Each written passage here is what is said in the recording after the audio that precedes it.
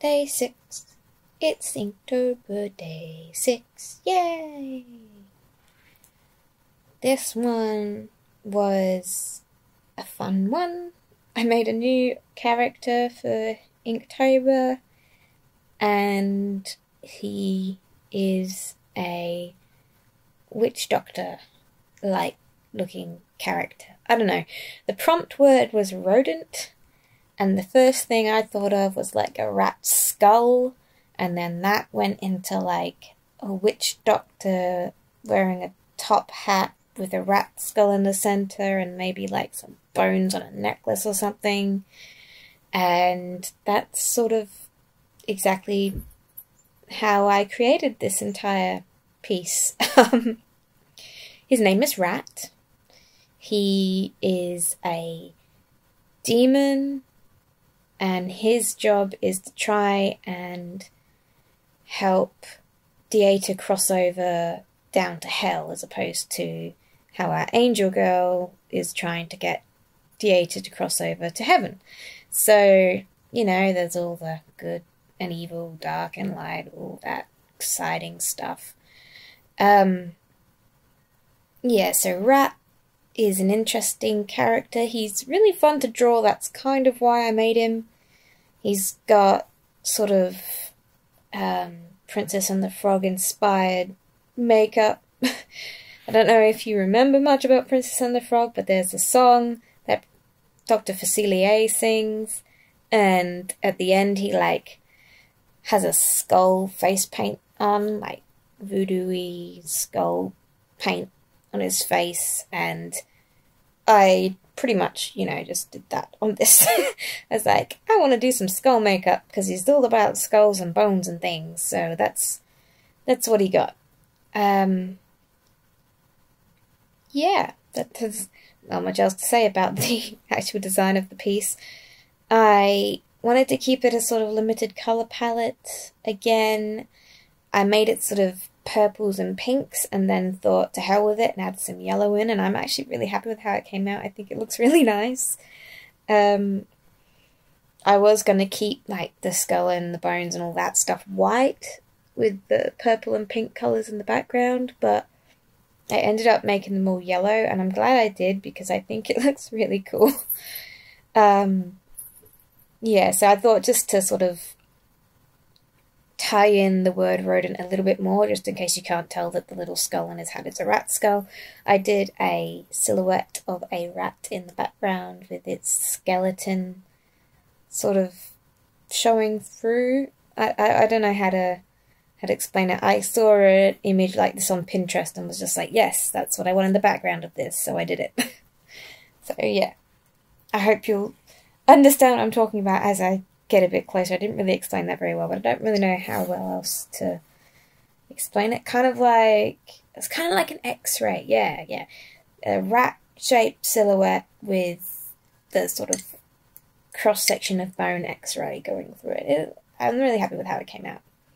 So his skin tone I've done in this kind of darker purple colour. I haven't decided if he's going to have dark skin or not. He probably will, just because he's got dreadlocks and it makes more sense for him to have darker skin. But you know, who knows? He might have blue skin. He could have purple skin all the time. We don't know. There's limited colour palettes in pretty much all my pieces, so I'm not sure if actual skin tones are going to come into it, except in the very limited number.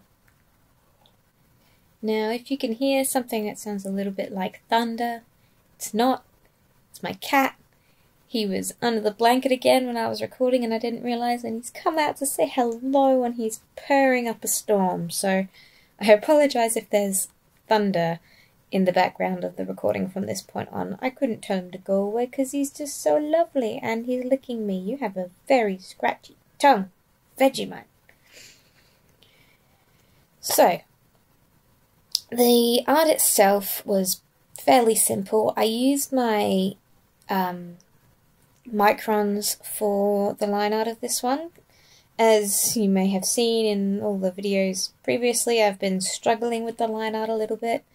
and I wanted to try something different to see if it would look any better. I am really happy with how it came out, but I don't really want to use my microns just because, I don't know, I wanted Inktober to be more about learning new skills, and, you know, I can already use multi-liners. It's not that hard to use a multi-liner, so maybe I will go back to the Pentel Pocket Brush Pen eventually, but I'm going to try a few other types of line art first, just to find one that I prefer for these pieces. I think if this water wasn't so textured, the Pentel Pocket Brush Pen would be fine, but because it's so textured, it just catches on the bristles and it's really annoying and can mess up my line art really easily, and I'm not careful enough. Like, when I'm doing line art, I like to get over the top of the picture as close as possible so that my face is nearly touching the page, so I can keep such a close look at what I'm doing that there's no chance of mistake. But obviously when I'm recording, I can't do that because my head will just be in the way and you won't be able to see anything. You'll just see the top of my head, which you've caught a glimpse of already a few times. It's not, you know, not that interesting. So, I might just skip the Pentel Pocket Brush Pen and use that on hot press paper so it's smoother instead. Yeah, I wanted to make the darkest colour this purple that I used, but I think I end up using black for the rat bones anyway, so I kind of, you know, ruined that. But on the actual guy, on Rat, his darkest shade is that purple, and I wanted to keep it like that just so it wasn't too harsh, I guess. I wanted him to look really sort of, not necessarily magical, but, you know, not natural either. Kind of supernatural. Of course, not natural, supernatural, yeah. Okay. Anyway, I made his skin sort of gradient from dark to light on the neck area. I don't know why, I just felt like doing it. I thought it added a really nice touch. And I like how it looks. Let me know if you do as well.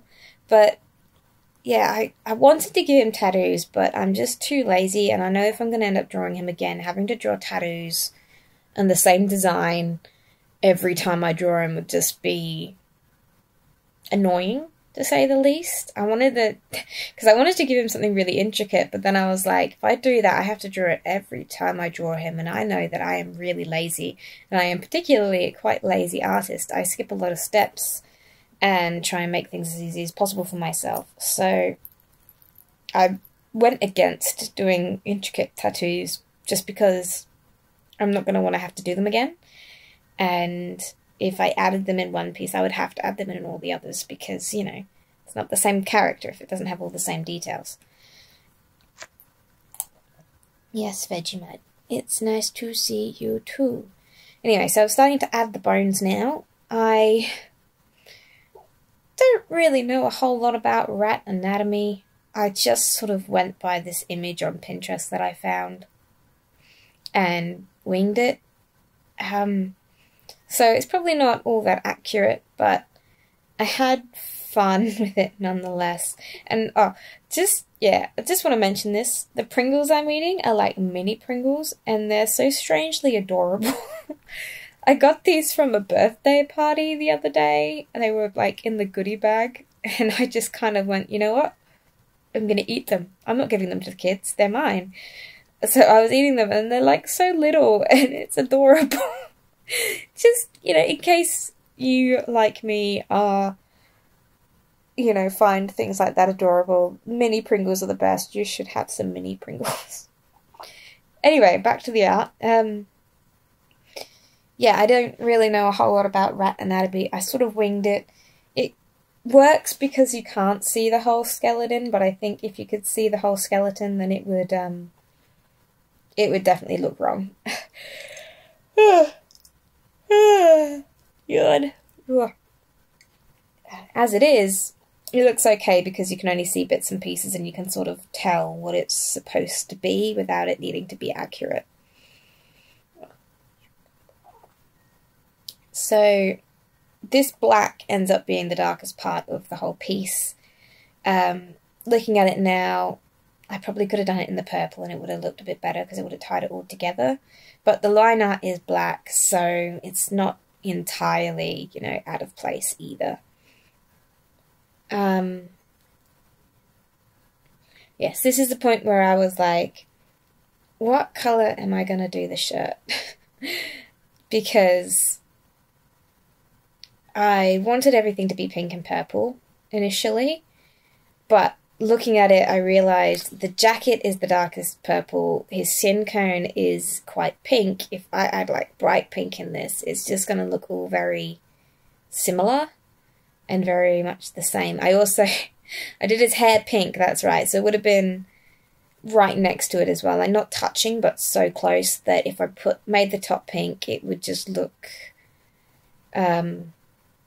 it wouldn't work. It would too close and just blending into the rest of everything. So in the end I did make the top yellow, I believe, and I wasn't sure if I wanted to add pattern or not, so I struggled with that too. Did I? No, I made it stripy. That's what I did. You can tell. I literally just did this. I made it stripy. Yeah, I did pink stripes and then was like, this is blending in too much. Then I added yellow over the top. The beauty of inks, ladies and gentlemen, and all the in-betweeners. They're permanent, so you can do pink stripes and then paint over them with yellow and it's not going to budge. Though I think I did panic a little bit because I was worried for a moment that I hadn't let them dry long enough and it was going to smudge. But it didn't. Yay! Go me!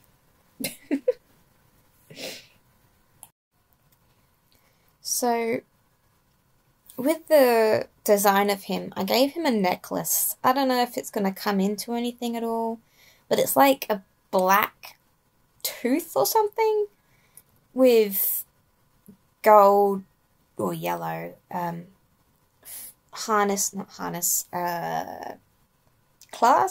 or something. The loopy bit that holds it onto the necklace string with some beads, and I did them in all the colours I used for the piece. So I did the dark purple, the pinkish purple, and then the pink with the yellow sort of metal loopy bit. And I really liked how it turned out, and that's where I went, I've done all these colours right next to this. It's gonna look weird if I put any of them as the t-shirt. It's gonna be too close and that bit of necklace is gonna blend in. So that's where it was that I couldn't decide which colour I was gonna do at the top. So I, instead of doing the top, procrastinated a little bit and added this kind of orangey yellow border to everything. I just mixed a little bit of the pink in with the gold and yellow I was using, and it made this really nice colour, and I wanted to use it for everything, so I just did a border around the whole thing, which I think does make it pop away from the white background a little bit, and I do enjoy that. I do wish I had gone through and... Ow, Vegemite, you just scratched my nose. Done a black background around the whole thing. I think it would look really good on a black background. It would just make those whites stand out more.